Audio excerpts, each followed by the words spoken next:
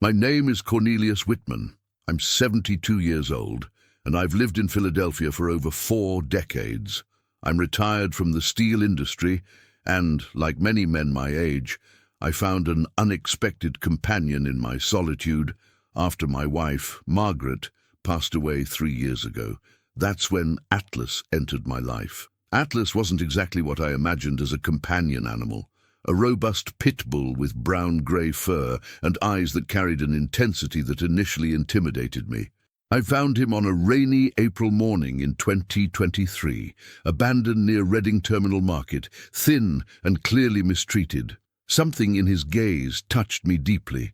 Perhaps it was the mutual recognition of pain, loss, and the need to belong somewhere. If this story is touching your heart, don't forget to subscribe to the channel to follow more moving tales like this one. The decision to take him home wasn't easy. The neighbors in Northern Liberties, where I live in a modest third-floor apartment in an 80s building, looked at us with suspicion. Mrs. Abernathy, who has lived in the adjacent apartment for 20 years, made sure to express her concerns. "Mr. Whitman, that breed is dangerous. Have you seen the news on television?" I understood her fears, but something told me Atlas was different. During the first weeks, I observed his behavior meticulously. He was a traumatized animal, but not aggressive. He responded with gratitude to basic care, regular food, fresh water, a warm place to sleep. Gradually, he began to trust me, and I trusted him. Our routine established itself naturally. Every morning, around 6 o'clock, when the sun still struggled to pierce through the fog, typical of Philadelphia winters, we would go out for our daily walk. Atlas always walked on my left side, never pulling the leash, as if he instinctively knew I needed companionship, not haste. The route was always the same. We'd leave the building on North 2nd Street, go down Spring Garden Street to Franklin Square, where Atlas would stop to observe other dogs and their owners. Then we'd continue along Vine Street, passing the small cafe where I'd have a coffee, while Atlas received a cookie from Mrs. Goldstein, a kind woman who always saved a special treat for him. The walk lasted approximately 45 minutes. It was my moment of reflection, of connection with the city that had welcomed me as a young man and now witnessed my aging. Atlas seemed to understand the importance of these moments. He never got distracted, never left me to investigate interesting scents like other dogs did. He remained alert, attentive, as if he were responsible for something I was unaware of. People began to get used to us. The building's doorman, Jerome, a young man from South Jersey who worked to support his family, developed a special fondness for Atlas. "That dog has something special, Mr. Whitman," he said frequently. "It's like he understands more about the world than we imagine." I agreed, but didn't fully comprehend what Jerome meant. Atlas was indeed an exceptional dog. Obedient, protective without being aggressive, intelligent in a way that sometimes surprised me. When I watched television, he positioned himself strategically in the living room, from where he could observe both the TV and the front door. When I cooked, he stayed in the kitchen, but always facing the hallway. These were small behaviors I attributed to his protective nature. After all, pit bulls are known for their loyalty to their owner. What I didn't know was that Atlas was protecting me in ways my peaceful retiree mind couldn't even imagine. Life in Philadelphia had changed in recent years. Urban violence, which once seemed distant from my lower middle-class reality, was beginning to approach. News of assaults on elderly people became frequent in the local newspaper. I avoided thinking about it, preferring to believe that my predictable routine and discreet profile would keep me safe. Atlas, apparently, knew something I was unaware of. And it was this instinctive wisdom, this ability to perceive dangers invisible to my tired septuagenarian eyes, that would begin to shape our coexistence in ways I would only discover months later. The first signs that something had changed in our routine were so subtle that it took me weeks to notice them. It was late July 2023, and the Philadelphia weather was showing its most rigorous face. Mornings dawned with a dense fog that covered the downtown buildings like a gray shroud. Atlas began to show subtle restlessness during our walks. Nothing dramatic, nothing that called immediate attention. They were small hesitations, a longer stop at the corner of North 2nd Street and Spring Garden Street, a tendency to pull the leash slightly to the right when we normally went straight, more frequent head movements, as if he were listening to something my ears couldn't catch. Initially, I attributed these changes to the weather. Even dogs feel the cold, I thought, adjusting my wool jacket while watching Atlas sniff the air with more intensity than usual. The weather really was more rigorous than in previous years. Philadelphia mornings, traditionally mild even in winter, reached 46 degrees Fahrenheit, forcing even the most adapted residents to bundle up adequately. Don't forget to subscribe to the channel to continue following this incredible story of loyalty and protection. It was in the second week of August when I noticed the first significant change in our route. Normally, after leaving the building, we went straight down North 2nd Street to the corner with Spring Garden Street. That day, however, Atlas stopped abruptly about 60 feet from the corner. It wasn't a common stop, like those dogs make to investigate smells. It was a determined stop, with a tense body and gaze fixed toward the corner. "What's wrong, Atlas?" I asked, following his gaze. I saw nothing but the usual morning movement. Some hurried pedestrians heading to work, the distant noise of traffic gradually increasing, stores still closed with their metal shutters down, but Atlas remained motionless. Then, something unexpected happened. Instead of insisting on the usual path, Atlas began walking in the opposite direction. Not abruptly, but with a subtle determination that made me follow him without questioning. We circled the entire block, reaching Spring Garden Street by an alternative route that added about 5 minutes to our walk. "How strange," I murmured to myself, but didn't give it much importance.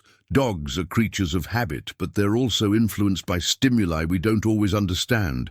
Maybe there was some unpleasant smell at the corner, some other animal that bothered him, or simply the desire to explore a different path. The route change repeated in the following days.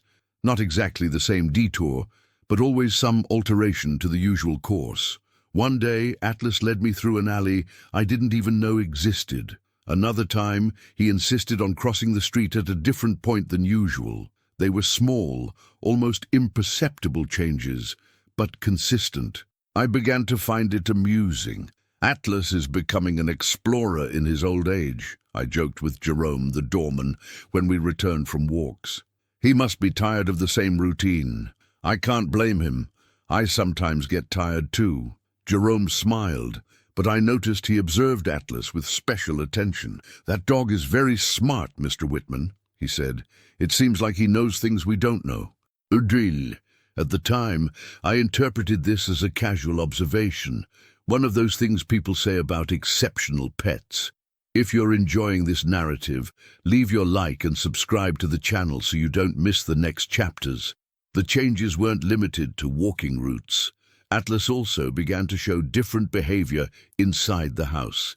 He started positioning himself more frequently near the living room window from where he had a view of the street.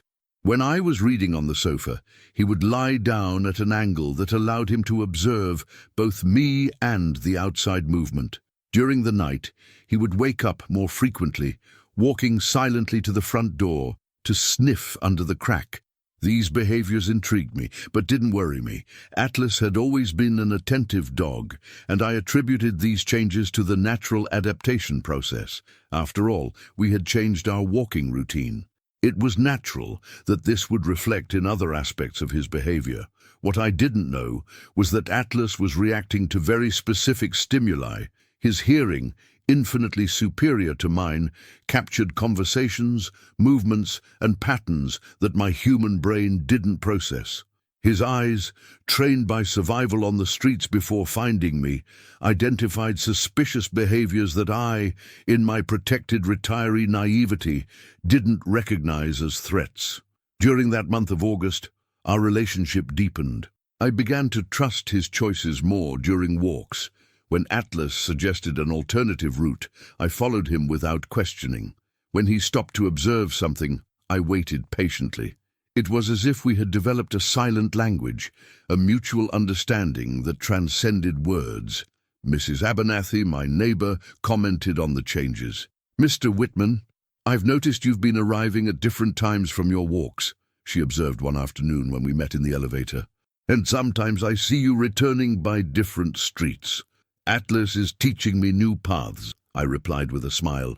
"After so many years taking the same route, it's been interesting to discover other ways." She nodded, but I noticed a thoughtful expression on her face. What none of us knew was that Atlas wasn't simply exploring new paths. He was protecting me. And this protection, silent and efficient, would continue to shape our routine in ways I would only understand when the truth finally came to light. September arrived, bringing the first signs of Philadelphia autumn. The mornings were still cool, but the sun rose earlier and with more strength, dissipating the fog that had characterized the winter. Our walking routine continued, now with Atlas increasingly taking the lead in choosing routes. It was on one of those sunny mornings that I almost witnessed the first incident. We were following a route Atlas had chosen the previous week, one that took us along Callowhill Street toward Franklin Square.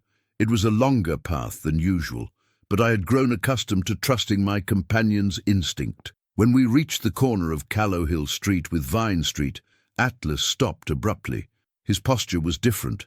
Rigid body, erect ears, gaze fixed in the direction we normally came from. Following his gaze, I tried to identify what had caught his attention. About 2 blocks away, I could see our original route. It was exactly at that corner where we used to make our first stop, near the bus stop, where I always greeted Mr. Patterson, a gentleman who waited for transport to go work as a janitor in a commercial building. This story is moving you? Then subscribe to the channel to follow more touching accounts about the loyalty of our 4-legged companions. But that morning, something was different at that corner. Even from a distance, I could perceive unusual movement. 2 figures that weren't part of the usual morning scenery were near the bus stop. One of them seemed to be talking to Mr. Patterson, but the body language indicated tension. Atlas remained motionless for several minutes, as if evaluating the situation.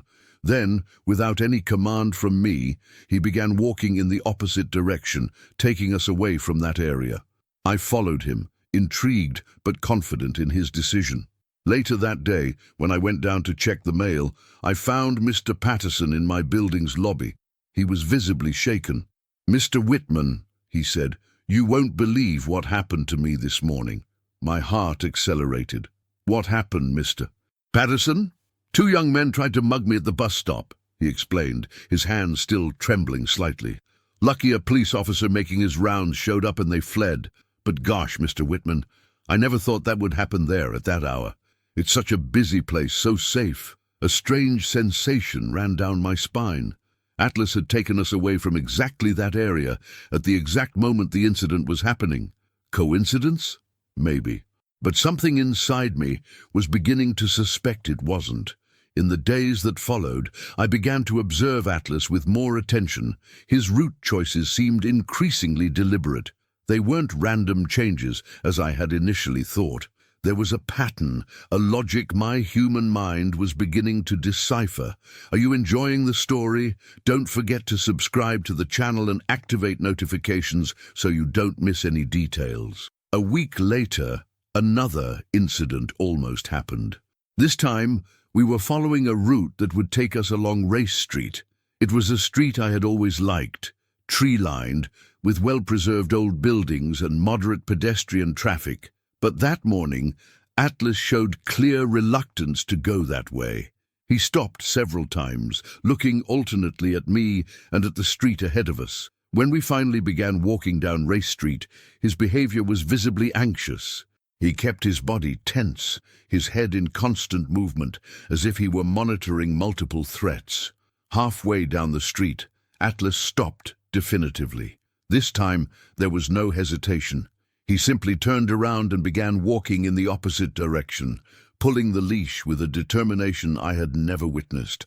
"Atlas, what's happening?" I asked, but he continued leading us away from that area. We followed a parallel street on a route that would take us to our destination by a longer path. 2 hours later, when we were returning home, we saw police activity on Race Street. An elderly lady was being attended by paramedics. I approached a police officer to ask what had happened. Attempted mugging, the officer informed me. The victim is a 74-year-old woman.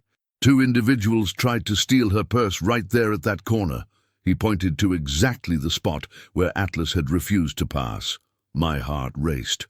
Once again, Atlas had taken me away from a dangerous situation, and once again, at the exact moment it was happening. That night I observed Atlas with a mixture of admiration and perplexity.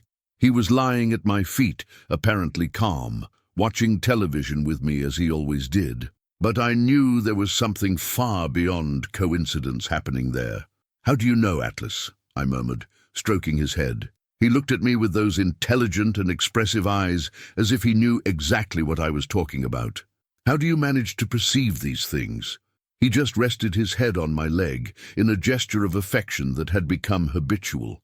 But I could feel there was a deeper communication happening between us.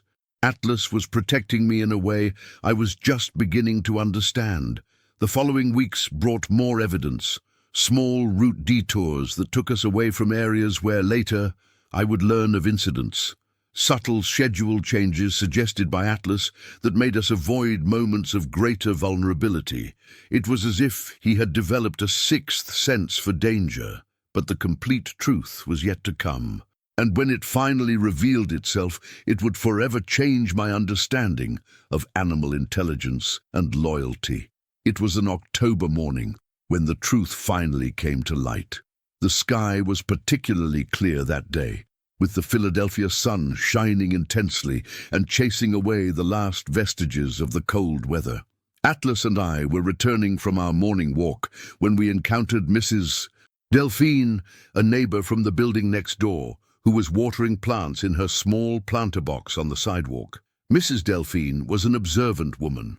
Retired for more than 10 years, she spent much of her time at the window of her second-floor apartment, from where she had a privileged view of our street and adjacent ones. She was the type of person who knew everyone's routine in the neighborhood. "Good morning, Mr. Whitman," she greeted me with a warm smile. "How's our Atlas?" "Good morning, Mrs. Delphine. Atlas is doing very well, thank you," I replied, noticing how Atlas positioned himself slightly in front of me, a posture that had become habitual. "If you're following this incredible story, don't forget to subscribe to the channel for more exciting content." It was then that Mrs. Delphine made a comment that would change everything.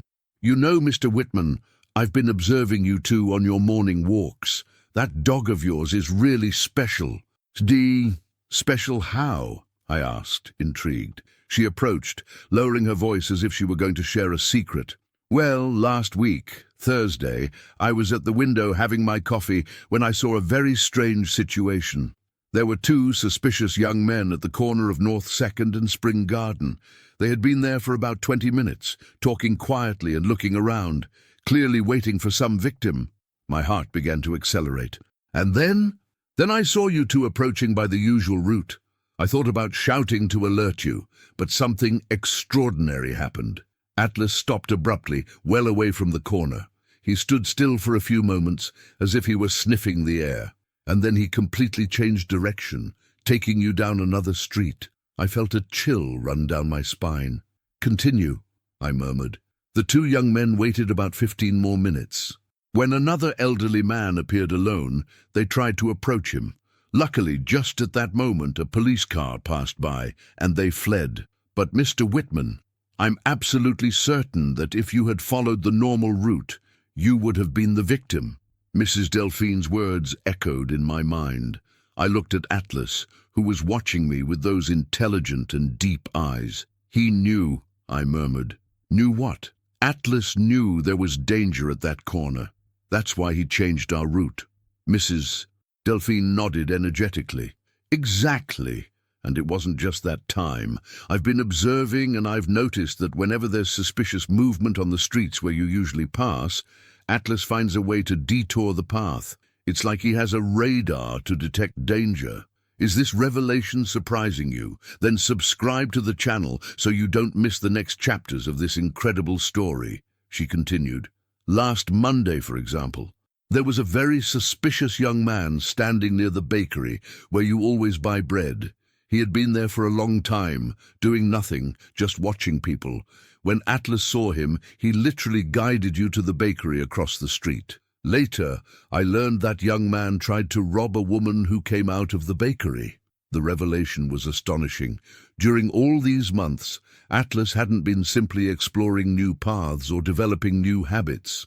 He had been actively protecting me, using his sharp senses and intelligence to detect threats I didn't perceive. "Mrs. Delphine," I said, my voice loaded with emotion, "are you telling me that Atlas has been saving me from muggings?" "Not just muggings," she replied. "Dangerous situations in general. Remember that morning of heavy rain in September? Atlas insisted on returning home earlier than normal. 20 minutes later, that big tree in Franklin Square fell exactly on the path where you would have been. It could have been a tragedy." I remembered that day perfectly. Atlas had shown unusual restlessness when it started raining. Instead of taking shelter under an awning as I intended, he had insisted on returning home. At the time, I thought he simply didn't like rain. "How does he manage to know these things?" I asked, more to myself than to Mrs. Delphine. "Dogs have much sharper senses than ours," she explained. "They hear conversations at distances we can't imagine. They detect the smell of fear, of aggressiveness. They perceive body language and suspicious behaviors long before we do. And Atlas, well, he seems to have all these senses even more developed." I stroked Atlas's head, feeling a deep emotion taking hold of me. "You've been protecting me all this time," I whispered, "and I didn't even realize it." Mrs. Delphine smiled. "He's a four-legged guardian angel. You're very lucky, Mr. Whitman. In times like these, when urban violence only increases, having a companion like Atlas is a blessing." That night, I observed Atlas with new eyes. Every movement of his, every look, every decision during our walks had acquired a completely different meaning. He wasn't just a pet. He was my silent protector, my devoted guardian. The discovery profoundly changed our relationship. I began to trust his instincts even more, to observe his reactions with redoubled attention. And Atlas, as if he perceived that his secret had been discovered, seemed even more attentive, even more dedicated to his self-imposed mission of keeping me safe. Mrs. Delphine's revelation completely transformed my perspective on Atlas and our coexistence. In the days that followed, I began to observe every nuance of his behavior with an attention that bordered on obsession. It was as if I had discovered I was living with a silent hero, a protector, whose dedication transcended anything I could have imagined. I began to recall past situations with this new understanding. How many times had Atlas subtly changed our route? How many times had he shown restlessness in places I considered safe? Each memory now gained a deep and moving meaning. One morning, while we were having breakfast, I with my bagel and coffee and Atlas with his special food, I decided to conduct a test. Instead of following whatever route Atlas chose, I would try to lead our walk along the original path, the one we had abandoned months ago. Is this journey of discovery touching your heart? Subscribe to the channel for more exciting stories about animal loyalty. When we left the building, I deliberately headed toward North 2nd Street, going straight along the route we used to take at the beginning of our coexistence. Atlas accompanied me, but his body language changed immediately. His ears became more erect. His steps became more cautious. He constantly looked to the sides, sniffed the air with more intensity and, occasionally, looked at me as if he wanted to communicate some concern. As we approached the corner where we always made our first stop, Atlas became visibly more tense. His steps became slower, his body more rigid. That's when I saw it. 2 young men were standing near the bus stop. There was nothing obviously suspicious about their presence, but something in the way they observed passers-by, in the way they talked quietly among themselves, reminded me of Mrs. Delphine's descriptions. Atlas stopped completely, not abruptly, but gradually, as if each step became heavier. He turned to look directly into my eyes, and at that moment I felt there was real communication happening between us. It was as if he were saying, "Do you see now? Do you understand why we changed routes?" Without hesitation, I followed Atlas when he began a detour to a parallel street. My heart was racing, not just from the possibility of having avoided a dangerous situation, but from the deep emotion of finally understanding the extent of Atlas's care for me. That afternoon, I called my son Harrison, who lives in Boston. I needed to share this discovery with someone. "Harrison, you won't believe what I discovered about Atlas," I began, and told him the whole story. Harrison was impressed. "Dad, that's incredible. You have a canine guardian angel, but it also makes me think maybe it's time to consider moving to a safer neighborhood." Harrison's suggestion made me reflect, but looking at Atlas, who was resting peacefully at my feet, I realized it wasn't a matter of changing places. Urban violence was a reality everywhere. What I had was something much more valuable. A companion who had assumed the responsibility of protecting me, who had developed a sophisticated strategy to keep me safe without me even realizing it. I then decided to express my gratitude concretely. I began to reward Atlas in special ways. I bought him a new, genuine leather collar, more comfortable and elegant. I began to include small treats in our diet, a special cookie here, a premium treat there. Most importantly, I dedicated more time to showing affection and attention, but the biggest change was in my attitude. I began to treat Atlas not just as a pet, but as a partner. During our walks, I would talk to him as if he could understand every word, and in a way, I believe he did. "Thank you for taking care of me," I said frequently. "Thank you for keeping me safe." Atlas's response to this new dynamic was touching. He seemed more relaxed, more confident. It was as if he finally had the certainty that I understood and valued his efforts. His displays of affection became more frequent. He sought more physical contact, resting his head on my lap during nights, sleeping closer to my bed. One night, while we were watching television, I observed Atlas with deep admiration. Here was an animal that had been abandoned, mistreated, who had every reason to distrust humans, and yet he had chosen not only to love me, but to actively protect me.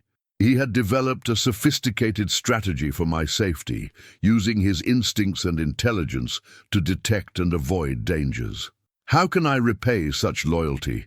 I asked myself. The answer came naturally, by offering him the best possible life, the unconditional love he deserved, and recognition for everything he did for me. Our routine continued, but now with a deeper mutual understanding. I completely trusted Atlas's choices during our walks, and he, feeling this trust, seemed even more dedicated to his self-imposed mission. We were a team, united by a bond that transcended the simple relationship between man and animal. This story is touching your heart? Subscribe to the channel for more exciting stories about animal loyalty. I began to study more about canine behavior. I discovered that dogs really do possess extraordinary sensory capabilities.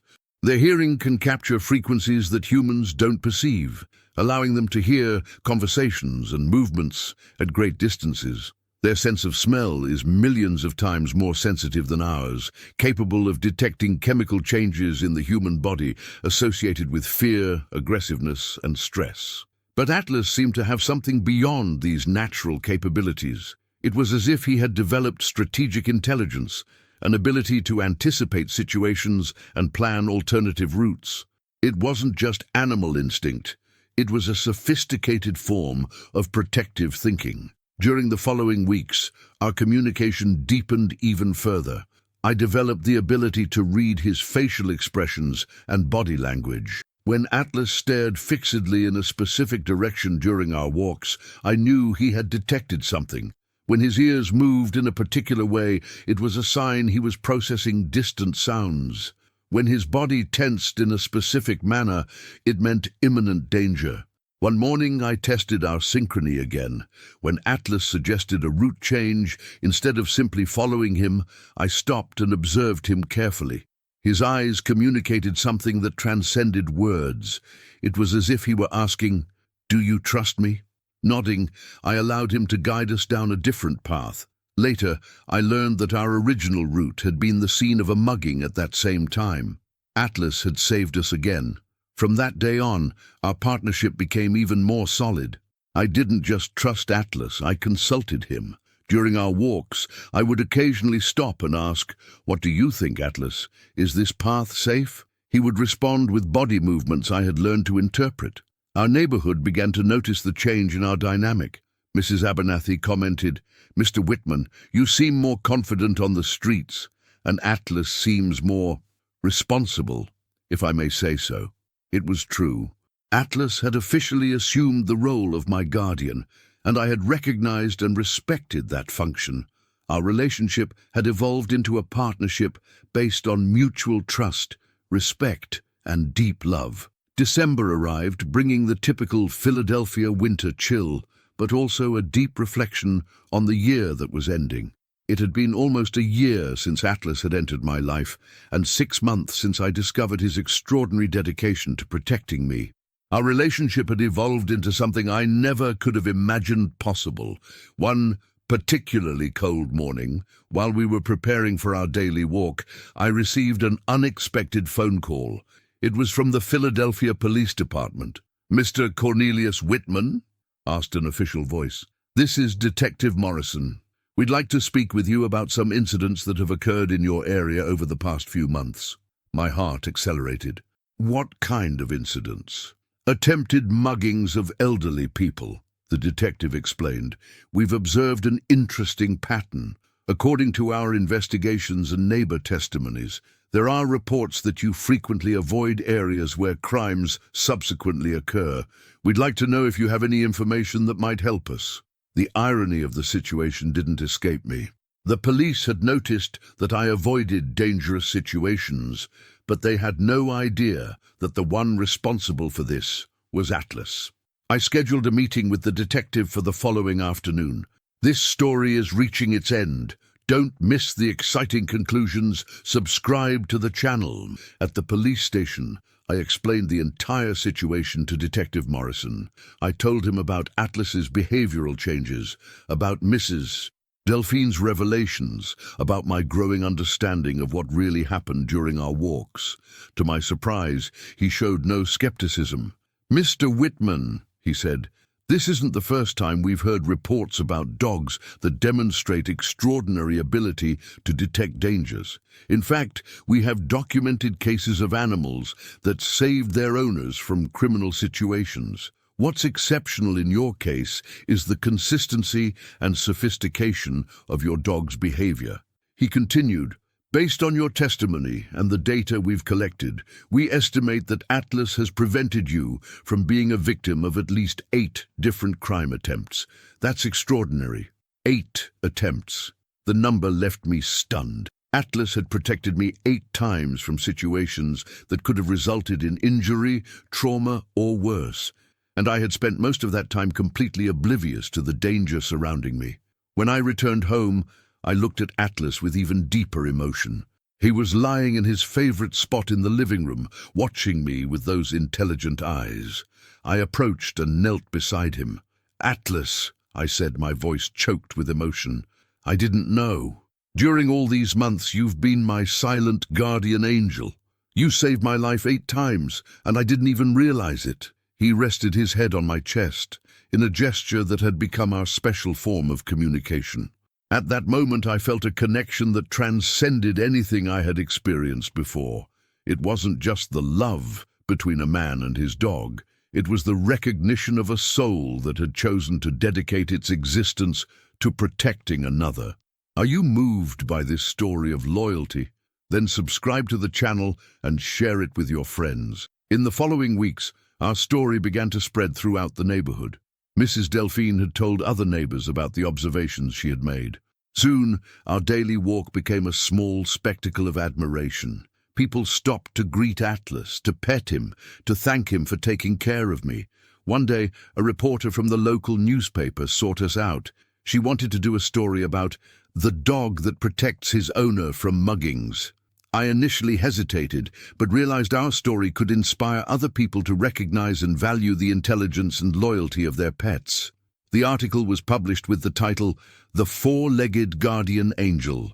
The response was surprising. We received letters from people across the country sharing their own stories about the extraordinary protection they had received from their animals. One particularly moving letter came from a woman in Chicago. She wrote, "Your Atlas made me realize that my dog Ranger also protects me. I always thought it was coincidence when he changed our path in the park. Now I understand he was keeping me safe. Thank you for sharing your story." Atlas became a small local celebrity. Neighborhood children came to greet him. Other dog owners sought advice on how to develop a closer relationship with their animals. I inadvertently became a kind of ambassador for canine intelligence and loyalty. But most importantly, our routine continued. Every morning, Atlas and I went out for our walk. He continued vigilant, continued protecting me with the same silent dedication as always. The difference was that now I recognized, valued, and was grateful for every decision he made for my safety. Don't miss more inspiring stories like this. Subscribe to the channel and activate notifications. One January morning, almost a year and a half after Atlas had come into my life, something special happened. We were following one of his chosen routes when he stopped abruptly, but this time there was no danger. Instead, there was a touching situation. An elderly woman had fallen on the sidewalk and was being helped by passers-by. Atlas led me there, where I could offer help and comfort to the woman until paramedics arrived. It was as if he wanted to show me that his protection wasn't limited to just keeping me away from dangers, but also guiding me toward situations where I could make a difference in other people's lives. That night, watching Atlas sleep peacefully at the foot of my bed, I reflected on the extraordinary journey we had lived together. An abandoned and mistreated dog had become my protector, my companion, my most loyal friend. He had taught me about trust, about unconditional love, about the importance of paying attention to the signs life offers us. Atlas wasn't just my pet. He was my life partner, my guardian angel, my daily example that true love manifests through actions, not words. He had chosen to love and protect me, and that choice had transformed not only my life, but my understanding of the bonds that can exist between different species. Detective Morrison had explained that cases like ours were being studied by animal behavior experts. Atlas's ability to detect danger patterns and proactively modify routes to avoid them is extraordinary, he had said. His emotional and strategic intelligence surpasses what we normally see in domestic animals. No, but for me, Atlas was more than a study subject. He was living proof that love transcends species, that loyalty needs no words, and that sometimes miracles arrive with 4 paws and an enormous heart. One afternoon, while we enjoyed the sunset from our small balcony, I spoke to Atlas about our future. "You know, buddy, no matter how many years we have left together, every day with you is a gift. You've taught me that true protection doesn't come from weapons or security systems, but from genuine love and dedication." Atlas looked at me with that wise expression I had learned to interpret. It was as if he understood every word, as if he knew our bond was special, unique, eternal. Every morning when we wake up and prepare for our walk, I look at Atlas and feel deep gratitude. I know that as long as he's by my side, I'll be safe. More than that, I know our story is proof that true love transcends barriers, that genuine loyalty needs no words, and that sometimes guardian angels come to us with 4 paws and an immense heart. Atlas continues to be my silent protector, and I continue to be his grateful human. Our story didn't end.